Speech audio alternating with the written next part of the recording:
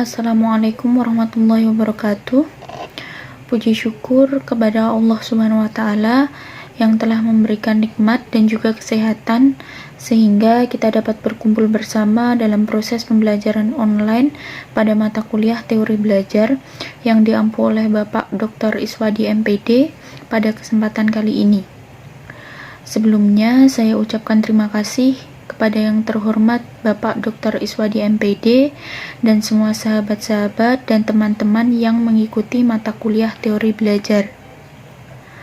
Adapun topik yang akan kami bahas pada kesempatan ini adalah memahami teori behaviorisme.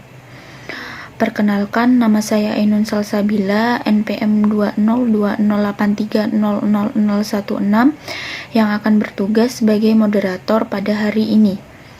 Saya akan membimbing jalannya diskusi ini. Adapun anggota kelompok saya adalah Yohanes Buskowaret Petun, NPM 20208300017. Sedangkan rangkaian acara yang akan kita lewati adalah sesi pembukaan, sesi penyampaian materi dan penyajian materi, sesi tanya jawab, dan sesi penutup. Baik teman-teman, langsung saja kita mulai ke sesi yang pertama adalah pembukaan. Marilah kita mengucapkan basmalah bersama-sama. Bismillahirrahmanirrahim. Selanjutnya adalah penyampaian dan penyajian materi. Saya persilahkan untuk Ainun Salsabila membacakan materi yang pertama. Baik, teori yang pertama adalah pengertian teori behaviorisme. Teori belajar behavioristik adalah sebuah teori yang dicetuskan oleh Gage dan Berliner tentang perubahan tingkah laku sebagai hasil dari pengalaman. Sehingga teori behavioristik adalah teori yang menegaskan bahwa perubahan tingkah laku sebagai akibat adanya interaksi antara stimulus dan respon. Dengan kata lain, belajar merupakan bentuk perubahan yang dialami siswa dalam hal kemampuannya untuk bertingkah laku dengan cara yang baru sebagai hasil interaksi stimulus dan respons. Seseorang dianggap telah belajar jika ia sudah memiliki perubahan tingkah laku. Dalam pembelajaran teori behavioristik, ada beberapa prinsip yang harus diperhatikan. Prinsip tersebut adalah 1. Teori ini beranggapan bahwa yang dinamakan belajar adalah adanya perubahan tingkah laku pada peserta didik. Peserta didik dikatakan belajar ketika peserta didik dapat menunjukkan perubahan tingkah laku tertentu. Kedua, teori ini beranggapan bahwa yang terpenting dalam belajar adalah adanya stimulus dan respon. Sebab inilah yang diamati, sedangkan apa yang terjadi sebelumnya atau selanjutnya tidak penting karena tidak diamati. Yang ketiga, reinforcement, yakni apa saja yang dapat menguatkan timbulnya respon, merupakan faktor penting dalam belajar. Respon akan semakin kuat apabila reinforcement ditambah. Adapun ciri-ciri teori belajar behaviorisme adalah 1. Mengutamakan pengaruh lingkungan. 2. Hasil pembelajaran fokus pada terbentuknya perilaku yang diinginkan. 3. Mementingkan pembentukan reaksi atau respon. 4. Bersifat mekanistis atau dilakukan dengan mekanis tertentu, misalnya meminta maaf. 5. Menganggap pelatihan itu adalah hal penting dalam proses pembelajaran. Selanjutnya adalah tokoh-tokoh behavioristik dan pemikirannya. Yang pertama, Edward Lee Thorndike. Menurut Thorndike, belajar didasarkan oleh adanya asosiasi antara kesan panca indera dengan impuls untuk bertindak. Dalam eksperimennya, Thorndike memasukkan konsep baru di dalam belajar, yaitu dorongan, hadiah, dan hukuman. Menurut Thorndike, terjadinya asosiasi antara stimulus dan respon mengikuti hukum-hukum sebagai berikut. Pertama, hukum kesepian, law of readiness, yaitu semakin siap peserta didik memperoleh suatu perubahan tingkah laku, maka pelaksanaan tingkah laku tersebut akan menimbulkan kepuasan sehingga asosiasi cenderung diperkuat. Kedua, hukum latihan, law of exercise, yaitu semakin sering suatu tingkah laku diulang, dilatih, digunakan, maka asosiasi tersebut akan semakin kuat. 3. Hukum akibat, law of effect, yaitu hubungan stimulus respon cenderung diperkuat bila akibatnya menyenangkan dan cenderung diperlemah jika akibatnya tidak memuaskan. Tokoh yang kedua, Chuck Hull. Teori Hull sangat dipengaruhi oleh teori Darwin tentang teori evolusi Charles Darwin. Menurutnya, seperti halnya teori evolusi, semua fungsi tingkah laku bermanfaat untuk menjaga peserta didik agar tetap bertahan hidup. Oleh karena itu, kebutuhan biologis dan pemenuhan kebutuhan biologis adalah penting dalam seluruh aktivitas peserta didik, seperti pengalaman yang mereka punya. Yang ketiga, Robert Gagné. Teori Gagné lebih berfokus pada pembelajaran yang harus dijalankan oleh guru, karena memandu guru untuk merencanakan kegiatan pembelajaran agar sesuai dan gaya belajar dapat dimodifikasi. Belajar dari hal yang sederhana dilanjutkan pada belajar yang lebih kompleks. Selanjutnya adalah tokoh Edwin Guthrie. Teori Guthrie dikenal dengan hukum continuity, yaitu gabungan stimulus-stimulus yang disertai gerakan pada saat muncul gerakan cenderung akan diikuti oleh gerakan yang sama. Menurut Guthrie, hubungan stimulus dan respon bersifat sementara. Oleh karena itu, peserta didik harus sering diberi stimulus agar stimulus dan respon semakin kuat dan menetap. Guthrie juga setuju adanya hukuman dalam belajar dapat mengubah perilaku pada peserta didik. Saran untuk teori ini terhadap pendidik adalah pendidik dilarang memberikan tugas yang tidak sesuai dengan karakter peserta didik, sehingga peserta didik tidak mengabaikan tugas tersebut. Tokoh yang terakhir adalah Bruce Frederick Skinner. Skinner berpendapat bahwa untuk membentuk suatu tingkah laku perlu dilakukan pembagian-pembagian secara spesifik. Setelah terbentuknya tingkah laku tersebut, perlu diberikan hadiah agar tingkah laku tadi dapat bertahan dan melekat pada perilaku anak. Selain itu, diperlukan motivasi agar anak dapat terus belajar ke tingkah laku yang selanjutnya, sehingga dapat mencapai level yang diinginkan.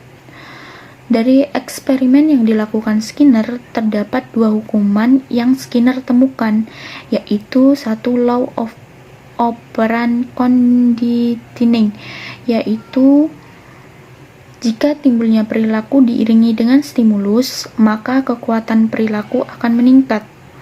Yang kedua, law of operant extinction, yaitu jika timbulnya perilaku operan telah diperkuat dengan operan conditioning tidak diiringi dengan stimulus, maka kekuatan perilaku akan semakin melemah bahkan punah.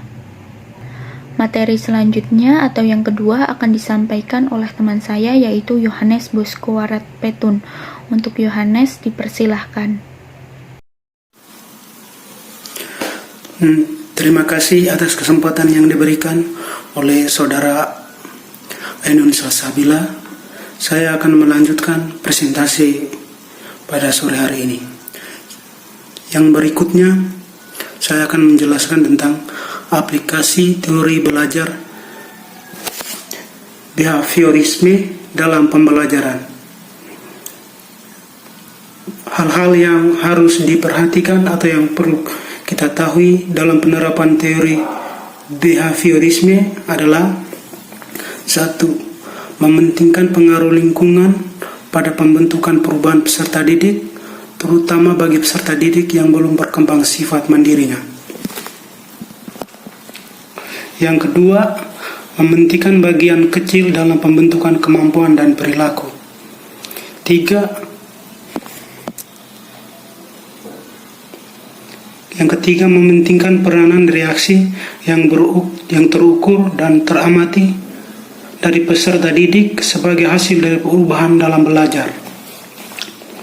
Yang keempat, mengutamakan mekanisme terbentuknya hasil belajar melalui prosedur stimulus respon.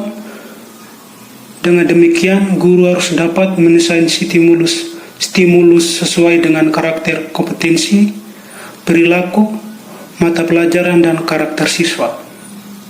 Yang kelima, hasil belajar yang dicapai adalah munculnya perilaku yang diinginkan sesuai indikator dan tujuan yang sudah dirumuskan. Yang keenam, mementingkan pembentukan kebiasaan melalui latihan dan pengulangan.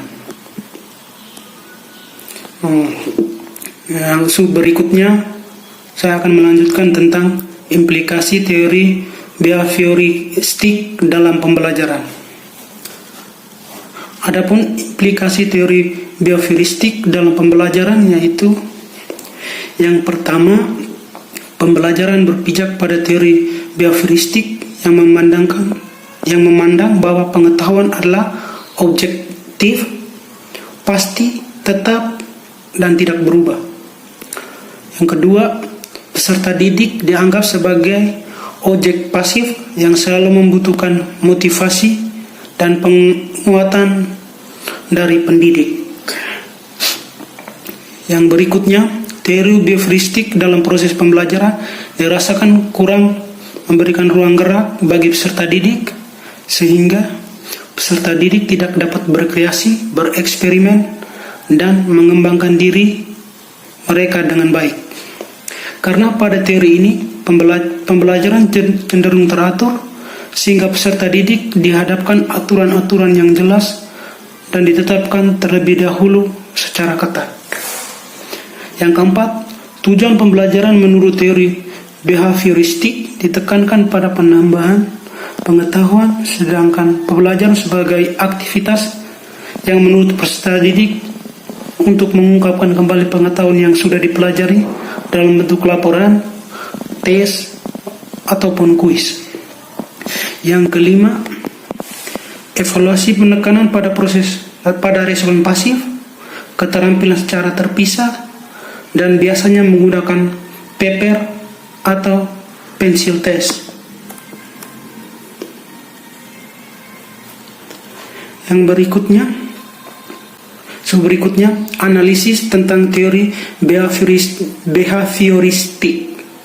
Selain pendapat para ahli, adapun kelebihan dan kekurangan teori behavioristik adalah yang pertama, kita akan membahas beberapa kelebihan dari teori behavioristik. Kelebihan yang pertama itu, guru lebih banyak memberikan ceramah, tetapi harus diikuti oleh contoh-contoh yang baik, dilakukan sendiri maupun stimulasi.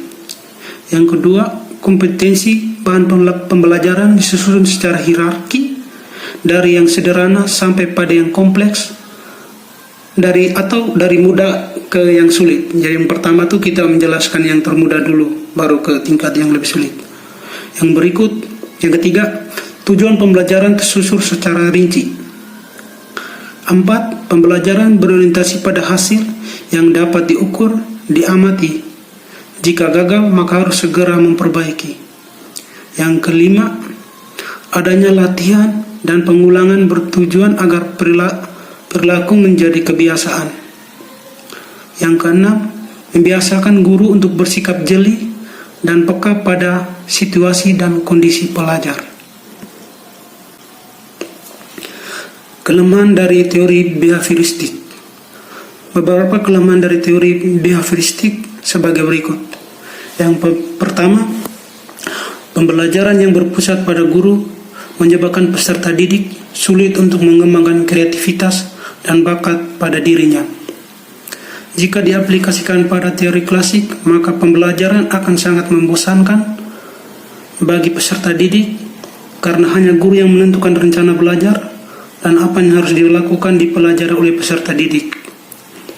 Yang di sini artinya semua yang kita dapat, kita belajar, semuanya tergantung dari guru. 3. Peserta didik dipandang pasif, perlu motivasi dari luar, dan sangat dipengaruhi oleh penguatan yang diberikan oleh guru. Artinya peserta didik anggap pasif, yaitu tuh kita contohnya sebagai orang peserta didik itu tuh dia hanya menerima apa yang diberikan oleh guru tanpa mengkajinya atau tanpa mencari tahu. 4. Peserta didik hanya mendengarkan dan menghafalkan saja, tidak diberi ruang gerak sedikit pun. 5. Penggunaan hukuman yang sangat dihindari justru dianggap metode yang paling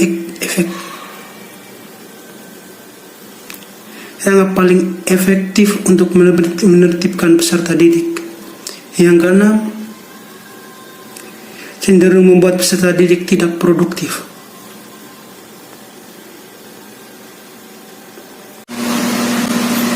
Demikian hasil pemaparan dari presentasi kami. Mari kita mengucap syukur dan alhamdulillah.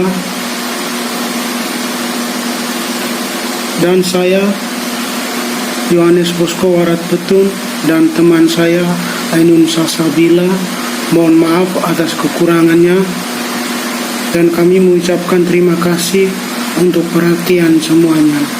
Selanjutnya kami akan membuka sesi selanjutnya, yaitu sesi tanya jawab. Bagi teman-teman yang ingin bertanya atau memberi sanggahan atau tanggapan, waktu dan kesempatan kami persilakan.